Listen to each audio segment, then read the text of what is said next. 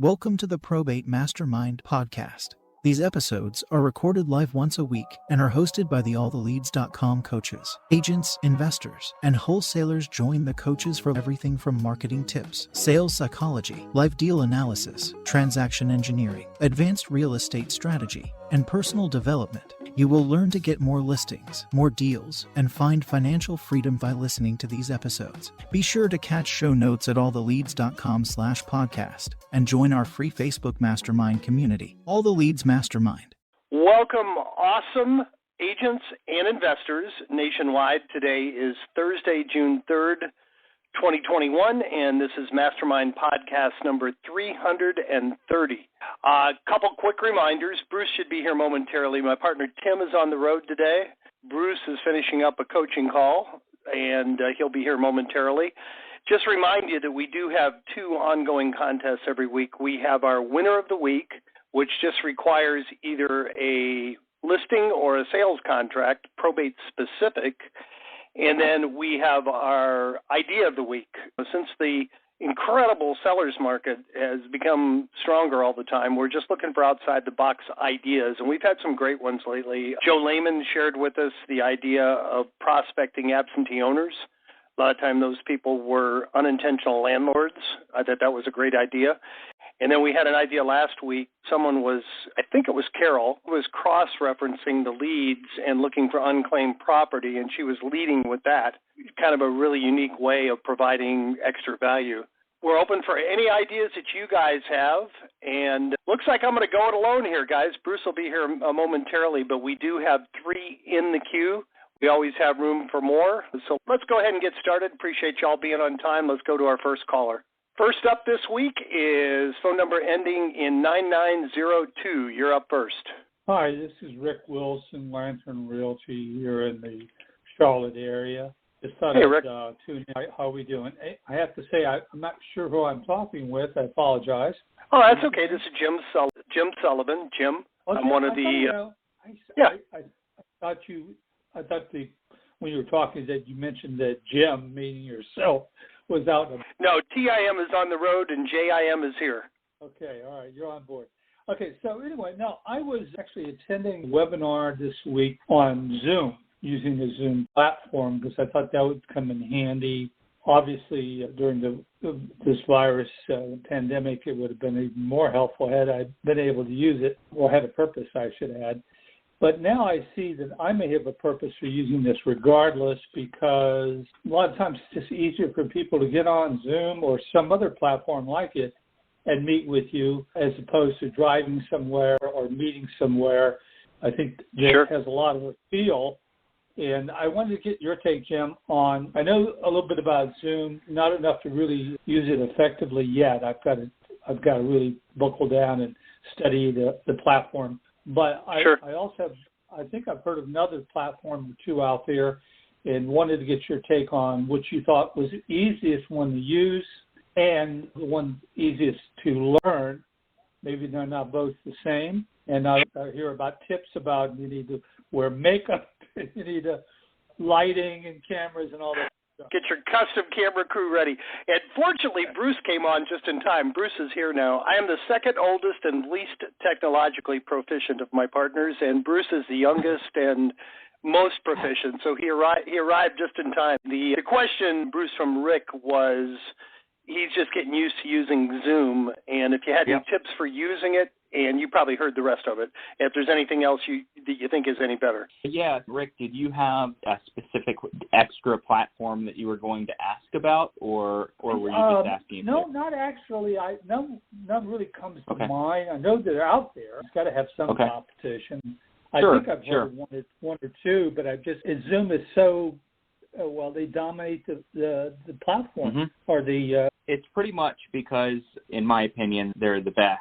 I think that there are some others that are popping up occasionally that are good. There's some old platforms. You've got the GoToMeeting. You've got Webinar Pro. There's GoToWebinar, different platforms like that. Some of them are better at certain things that Zoom does, but Zoom I like it because it's the most all-round platform that can do it all, even though it might not be the best in every single area. But I'll tell you, when you're doing Zoom meetings, whether it's with clients or whether you're maybe educating your leads, which, by the way, is a great way to generate probate business, is do periodic classes with maybe an attorney or maybe an estate sale company. Do some classes and invite a bunch of leads into it, a bunch of your people that you're prospecting into it.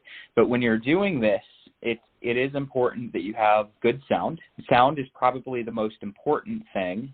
Your visual appeal is the second most important thing. So sound, I've found, and I know, guys, this isn't probate related, so I'm going to make it quick. Sound can be solved with a headset that you plug into your laptop. So I use the Jabra Evolve headset, Jabra Evolve. Good sound in my ears, good sound coming through my voice.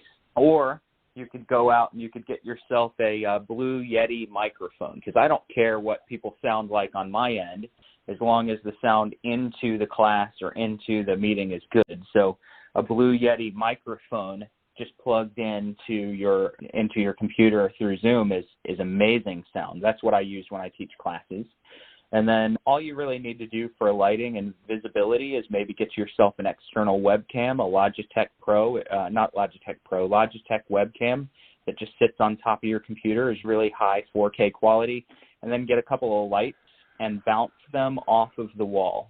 So you don't need to put them directly on you. You need to put them close to the wall and bounce them off of the wall where it gives a nice soft light onto you. So that's the approach when you're using Zoom, whether it's face-to-face or one-on-one or you're teaching a group.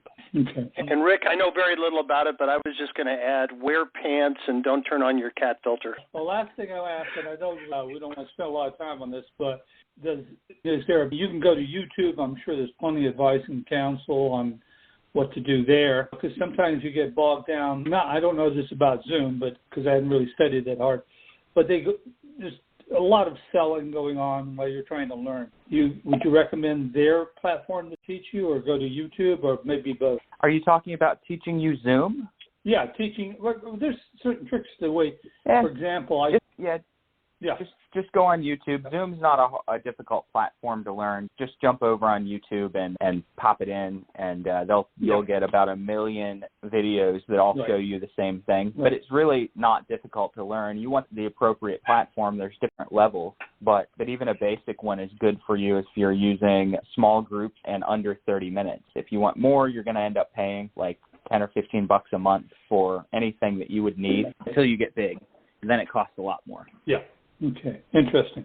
All right, listen, we'll start out small and go from there, and I appreciate your advice. Rick, before you go, I just going to make a quick comment. I think it's an interesting subject to bring up. We're right on the cusp of things changing. And just an example, our company from 2013 until 2019, we had a physical presence at the real estate conventions. We would do 4 or 5 of them a year, and we did very well. And now that everything's coming back to more people in the room, people are vaccinated, we're considering whether we want to do that or not. And I think it's definitely worth keeping that in mind, that a lot of people have become used to online meetings, and a certain percentage of your customers are going to greatly appreciate the time saved and the efficiency of doing an online meeting. You're going to have other customers that are touchy-feely and are going to want you to show up.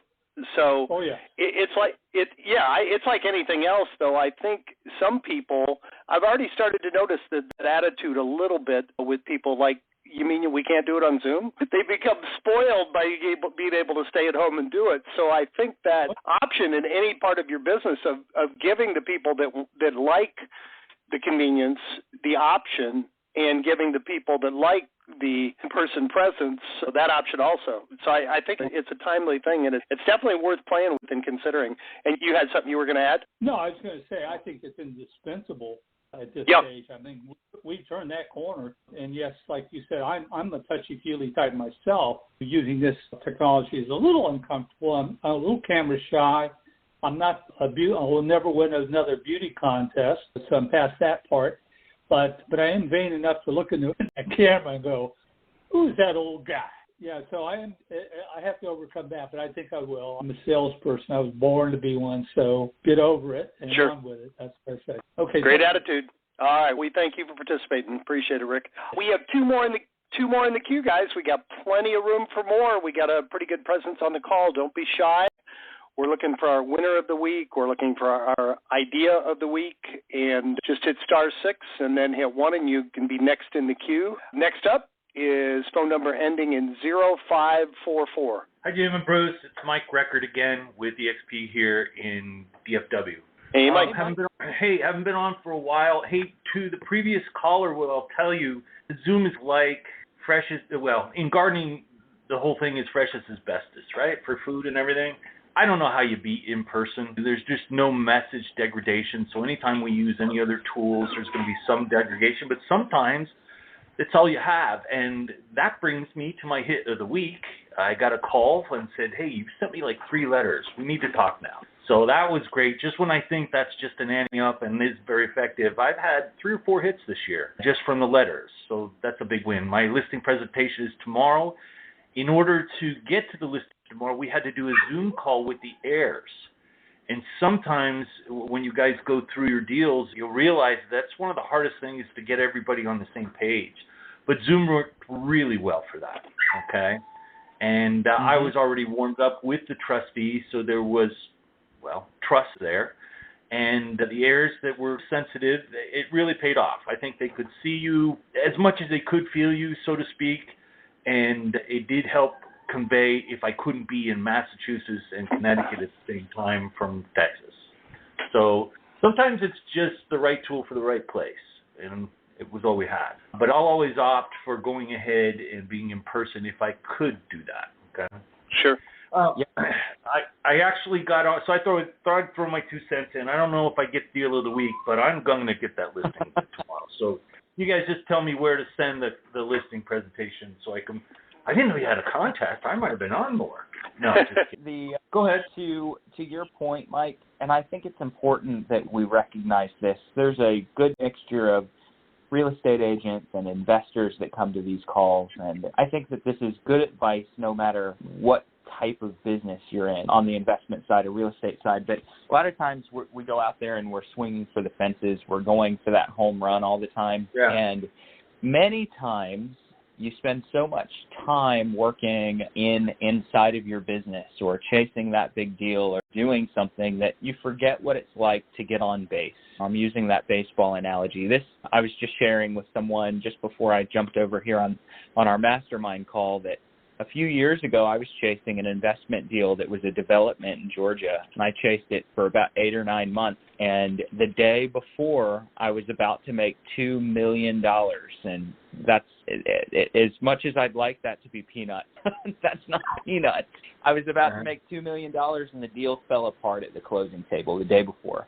And I licked my wounds for a day, and then I pulled back into my business, and I looked at it, and I went, man, I haven't gotten on base with a base hit at all this week. And I said to myself, I've got to go back to the bunt. I've got to go back and just practice, because the baseball players, guys that have gone cold, and they're swinging and missing at everything. They're just cold. And a lot of times the easiest way to get back into your business and start doing the basics is just put a bunt down, get on base. And for me, the bunt is having that one-on-one, that face-to-face. If you can start having one-on-ones and face-to-face appointments with people, even if it's not to sign a listing agreement or sign a contract, if you can just start getting into those small little inconsequential, as inconsequential as they feel, those small little appointments on a weekly basis, you're getting on base. And that's where you start to sharpen your skills and you start to get back into the game. You start to get you see the ball again as it's coming to you, and you can then progress back into the level of business that you wanted to do. So I really appreciated, Mike, the fact that you mentioned having the one-on-ones, because those are integral to your business, even if it's not a listing appointment, even if it's not an appointment to meet with a PR. Have one-on-one. You're going to sharpen your skills. You're going to stay sharp, and those lead to big things, no matter what side of the business you're on. Yep. I did have one question. It may sound silly to you guys, but I haven't been on for a while, so I've lost track. The probate foundations and the probate roll calls, I want to make sure my calendar's right so I'm on more often. What is the sequence, or every first Tuesday or Wednesday, or what? Yep, first Wednesday of every month. First Wednesday, followed by is probate foundations. First Wednesday every month, And then the very next day is part 2 of Probate Foundation. So first Wednesday, and then the role play call, we are rolling out a new Zoom version, sticking with the theme of the day, Zoom, a new Zoom version of role play that will be on the third Wednesday of every month at 2 o'clock Eastern time. And I want people showing up to that. If you have not taken Foundation, you're not going to be lost. It's going to be incredibly valuable to you, but most everyone is going to be role-playing and practicing the script, or let's not call it a script, let's call it a dialogue training. They're going to practice that dialogue flow that we cover in Foundations. So even more reason for you to take Foundations, Mike. Have you taken it yet? Did you? Oh, yeah. Yeah. I think I told you last time I feel like I'm getting coaching, so I think it's great.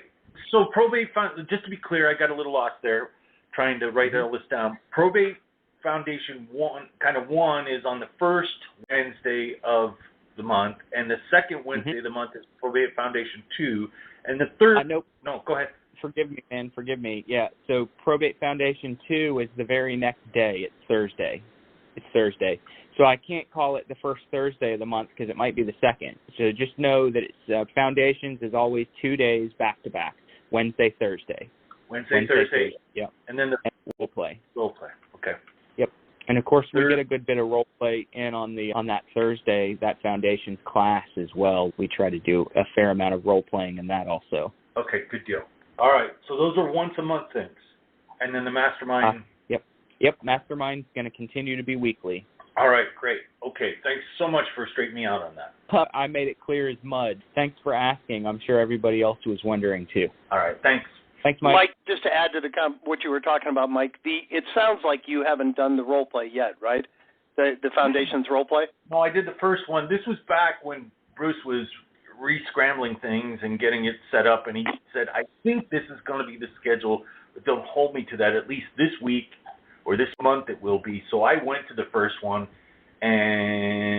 or maybe the second one. I think you had audio-visual problems on the first one, but second and third. But yeah, no, I've been to both, and I think they're fantastic. I appreciate that. And if Bruce, as long as I have, he's always going to be re-scrambling things, which means nothing stays static. It always keeps improving. I was just going to add, we have one more caller, by the way, so I think we can spend a bit of time on this. And if anybody wants to jump in, just hit *6 and hit 1. I have been in real estate for 47 years, believe it or not. I've been a real estate coach for about 12 years, investor for 30, and I've been on a lot of role play calls. I've never seen it done the way that Bruce does it. All the other role play calls I've been on is, okay, you're the agent, I'm the seller, or vice versa, and it's start to finish, which is fine, but it doesn't. A lot of times you get off the call and you say, that guy was great, I don't think I could do it that way. Bruce's role play breaks it into segments, and it kind of lets you develop your own method for each segment, and I think it's just a brilliant way to do it. And we're getting a lot of rave reviews for the way he does it. And I just want to give him that pitch and say, anybody that hasn't been on that, it's not like the old role play calls where you take it start to finish. And Bruce, you might want to just expand a little bit how the parts that you break it into, because we'd like to have all of our clients get on, all of our subscribers certainly, and anybody who's interested in being a subscriber should be on at least one of the role play sessions. Bruce, you want to give them just a quick overview of how you break it up? Yeah, for those of you that are about to get on the role play call at 2 o'clock, we've got day 2 of Foundations today. So those of you that are about to be on there, give you a little bit of a sneak peek, is basically I just teach that there are 5 main elements to the vast majority of your conversations.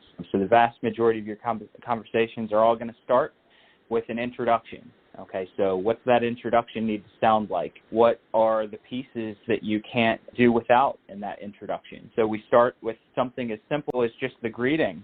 Do you ask for Mr. Smith or do you ask for Bob? And I say you ask for Bob. And then it goes through what happens if they sound confrontational or aggressive.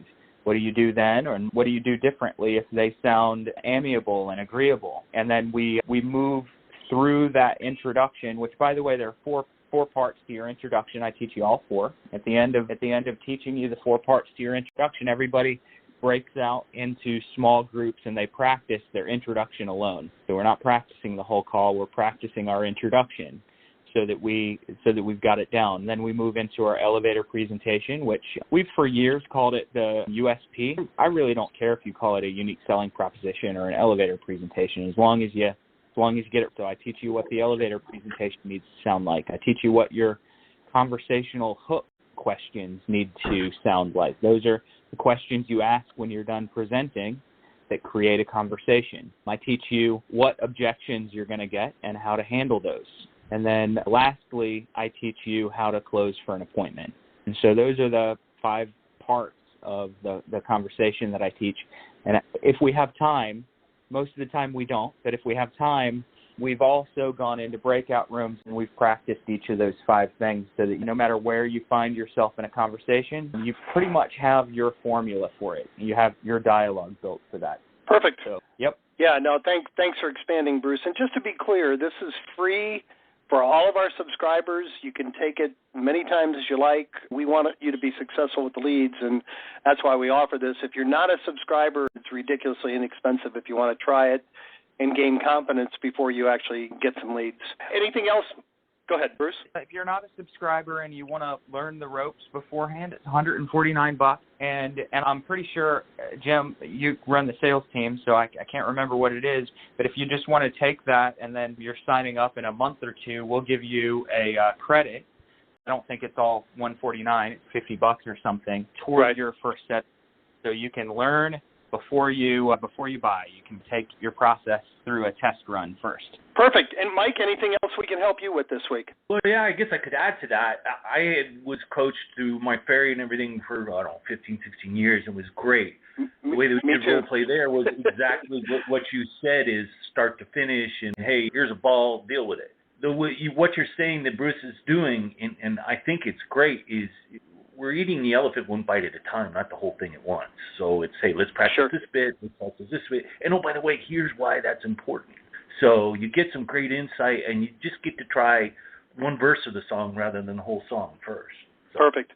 Not only that, it reminds me of sports analogies. It's a football game plan or the NBA. You have a game plan going in, and then every time the coach calls timeout, he adjusts it. You readjust your game plan at halftime at the end of the third quarter and with 2 minutes to go. So you don't go in with a game plan, stick it with the whole way. You have to be flexible depending on what happens during the game to make adjustments. And I think that's really the genius of the way he teaches it. So yeah, appreciate your kind words, appreciate your participation, and we only have one more person in the queue, guys. We got plenty of time. Just hit *6 and hit 1, and you can be up next. In the meantime, next up is phone number ending in 5464. You're up next. Hey, what's going on? It's Eddie in Kansas City. Hey, Eddie. Can always count on you to participate. We appreciate you. Thank you. I wanted to report back on my getting the numbers from last week. I didn't have to use the strategies that you proposed. I just basically asked them, and they just gave them.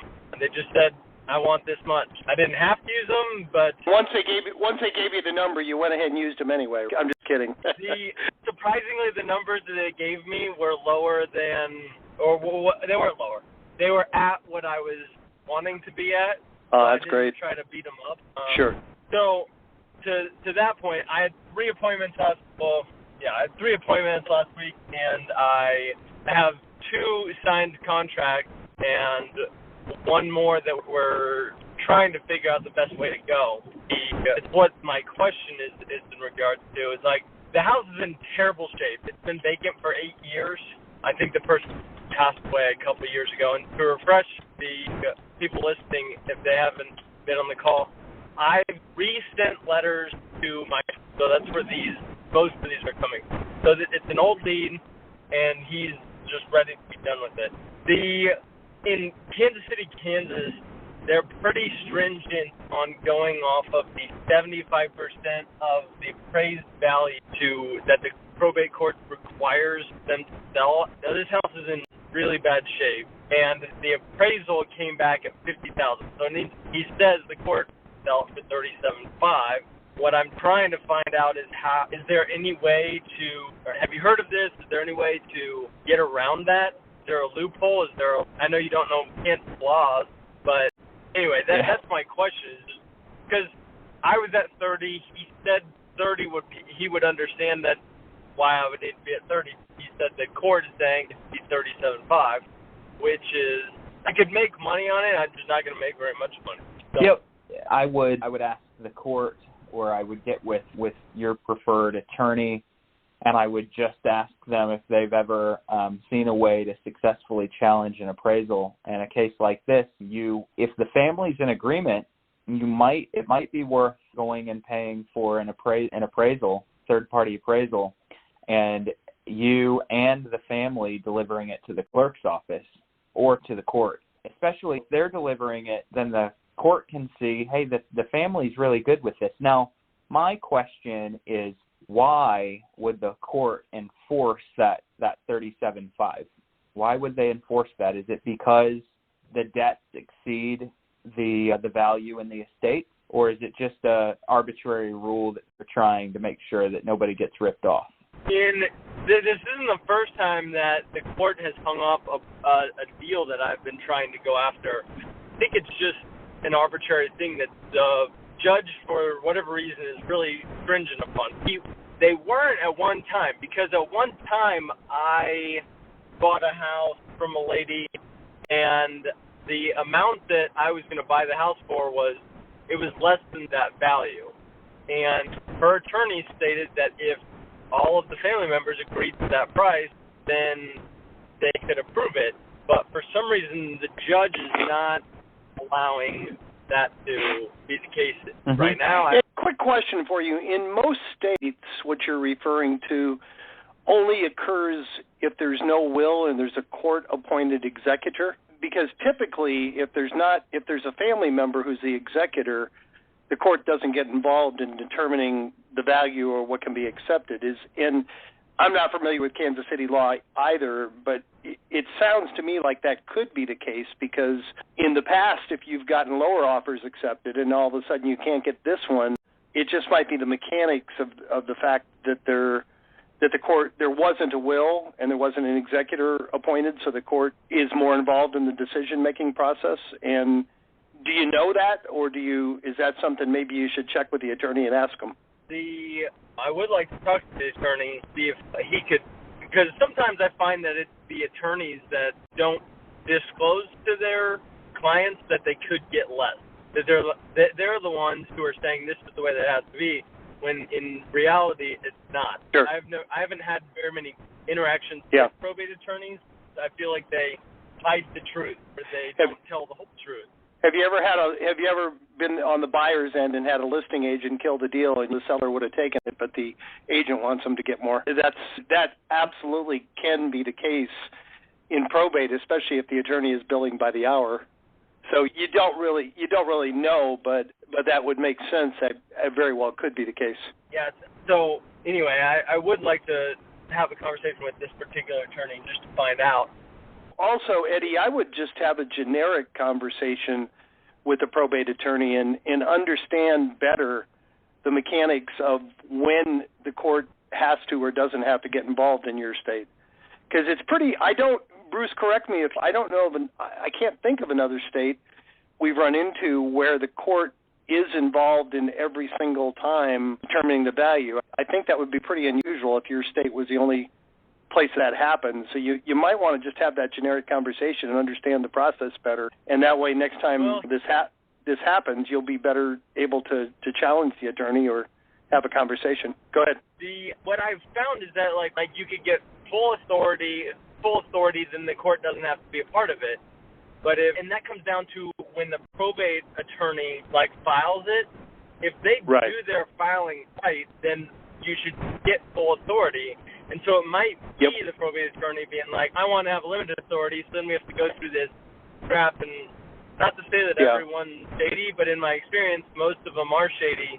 And so that is very. Go ahead. Go ahead. No, you're I'm fine. sorry. No, I was just going to say that is very much like California then, and that's a excellent reason and an excellent thing for you to bring up early in the conversation with the executors, ask them, do you have full authority or limited, and point out to them some of the nightmares you've gone through when people didn't have full authority. Their attorney might not like you, but if the probate was recently filed and they call back and say, hey, I've looked into it, I want full authority, they're going to have more leverage at getting it done the right way than you will. And that is definitely an extra value you can add in your initial conversations with the executors. Yep, it's true. And I find yourself, attorneys, that's your lead in, is you lead in, hey, I want to understand the probate process a little bit more. I have built and I'm building a process.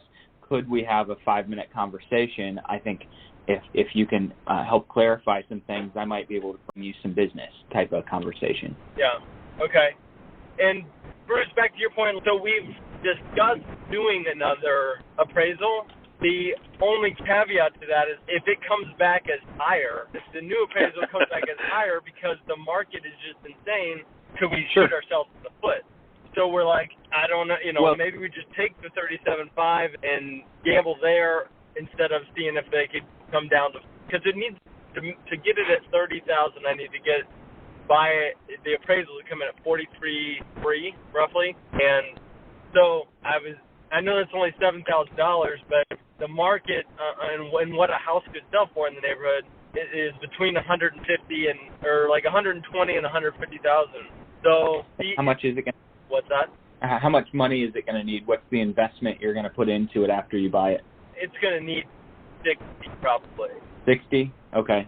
So you'd be in about after closing costs and holding costs, you'd probably be in at between 105 and 110, and then have about $20,000 and $20,000 margin for those that are flipping or trying to get into flipping. 20 is not a lot. 20 can go away really quickly if you run into an unknown problem.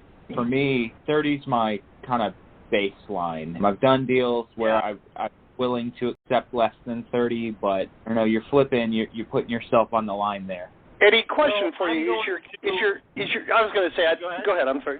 You go first, and I just had a question for you. Go ahead.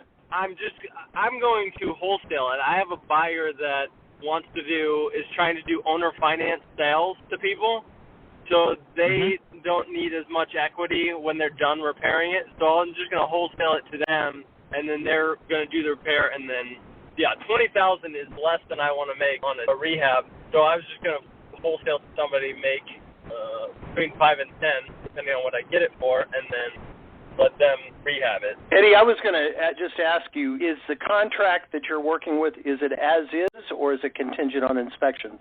It's as is. Okay. I was going to say you could use an as is with right of inspections contract, get the court to approve it for 37.5, and then come back after inspections and say, hey, worse than I thought, I need to get it for 30. A little bit sneaky, but if you've already presented it as is contract, though, it might be a little bit difficult to take a couple steps back. I haven't given them a contract at all yet. We're still negotiating, trying to figure out the best thing. Because personally, when I flip, even though my contract says as is, I don't ever buy anything without doing inspections because I've got a good eye. I've seen hundreds of thousands of houses over the last 45 years, but I still don't know what I don't know. I don't know if there's some hidden defects, so I always spend the $300 to $500 and do an inspection.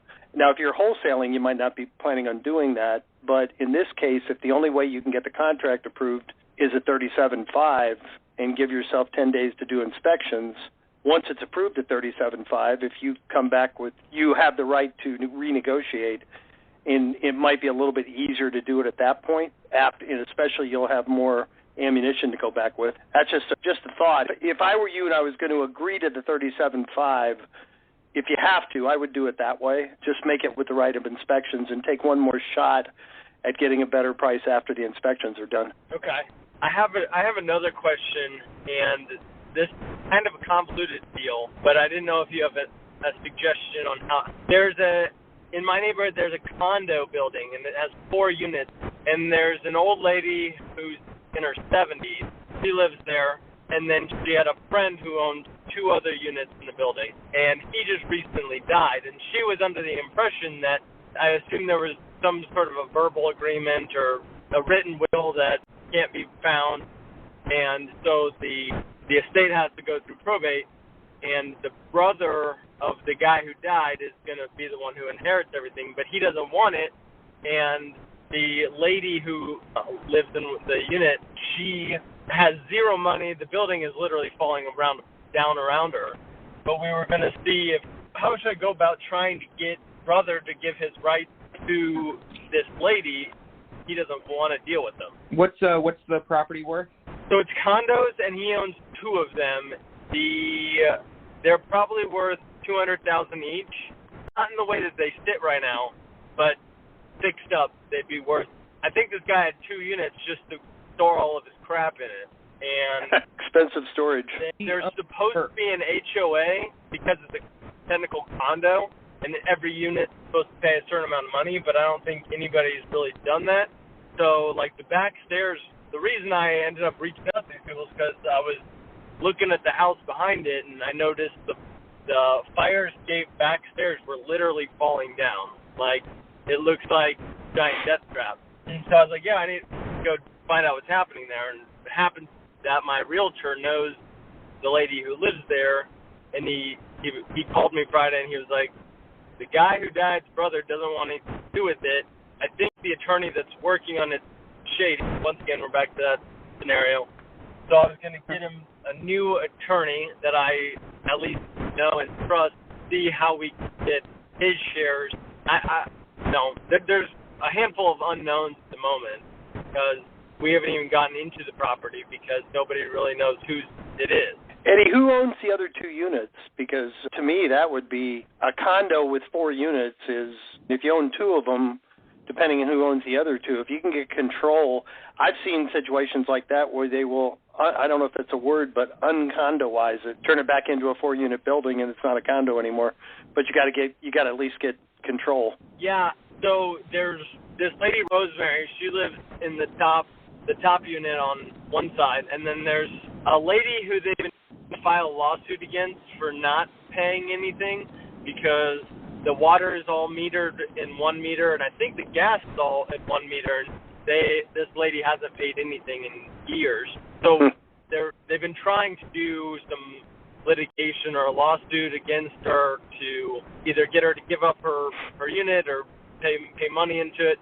So if we could have 2 of them plus this other lady, we all join forces, I think we could do something like what you're talking about. The lady who, her name's Rosemary, she has no money. She's on a fixed income and can't pay to fix the buildings, but if she gets control of the two units, then we could fix up her place, make that safe to live in, give her some money to live off of for a little bit longer. She's in her upper 70s. Give her some money for him, and in return we take possession of the 2. And you've already talked with the brother, right? No, I haven't. My realtor's working to get me the brother's phone number.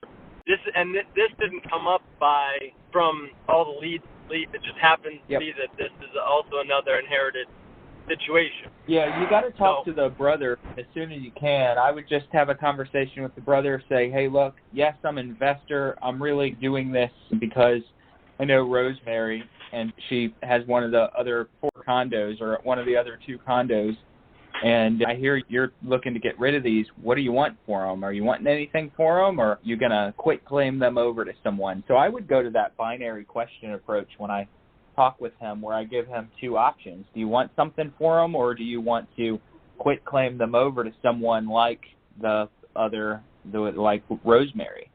And if he says, no, I want something for him, then find out how much, what he's thinking. If he says, no, I just want to be done with them, then you've got a really easy and clear path to be able to just do a deed transfer within from the estate to Rosemary. But you don't know, other than a third party, what he wants or what his feelings are. It sounds like he just wants to be rid of them and not take anything for them. And that's why I asked how much they were worth. Are they worth $80,000 as is, 10 as is? Are they worth like $1,000? I don't know. But I would first talk to him, and I would ask him what he wants for them, what he wants to do for them. And if he is ready to get out of them, I would say, are you looking to just unload them and maybe quit claim it to one of the other residents? Or are you looking to sell those and pull some cash out of them? And just see where he sits. Okay. All right, sir. And right now, you are the winner of the week. Congratulations on getting those other few deals. Okay. And I wanted to comment, Eddie. You always participate. You're first of all, anybody who's listening, who's an investor, don't worry. Very few deals are as complicated as this. So most of them are much more straightforward. But secondly, I just wanted to comment. We talk about in this ridiculously strong seller's market, you got to be willing to think outside the box, and you got to be willing to try and do things other people are not trying and doing. And you're a classic example of that, Eddie. That's why you're doing as well as you are. So put a couple more deals together and come back next week and be the winner of the week again. Yeah. I feel like what Bruce said really applies. They're base hits. They're not $100,000 deals, but they are base hits, and base hits are nice to just keep motivation going. Base hits win games, for sure, sure. All right, buddy. Thanks a lot. We appreciate you. All right. Last up this week is phone number ending in 4663. You're up last. Thank you. This is a question for Eddie's deal because I believe last week or the week before, this $30,000 house was the one that we were saying that there was one person who owned or was going to inherit 50%, and then 4 other heirs were going to inherit the other 50%, and then one of the 4 was going to be was a holdout. And I believe we had a theory that they either wanted more money or the expressed intent was that they maybe wanted to keep it or somehow get it themselves. If Eddie is still on, can he answer how they got around that fifth? I guess the fifth person in that equation that was resistant last week. Eddie, I just unmuted you. Eddie, you here? Yeah. Yep. Go ahead. Did you hear that question? I did hear the question. This is actually a different deal than that. Okay, thank you. Did you get any resolution on that one? I actually haven't been able to get back in touch with that owner. When I hear back, I will report back to the group. Impressive that there are that many $30,000 houses available in Kansas City. Thank you. No kidding. In Florida, that would be a timeshare near Disney World. It would be 30,000. You wouldn't find much else. All right, guys, we appreciate you, and that's a good question. Thanks for asking. And I want to thank each and every one of you for being here today. I want to particularly thank Eddie and Mike and Rick and those that actively participated. And I want to challenge each of you. Take one idea, one creative thought that inspired you on this call. Go out and put it into practice, and please come back next Thursday and share your results with the group. Have a great week, everybody. We will talk to you same time next Thursday. Take care.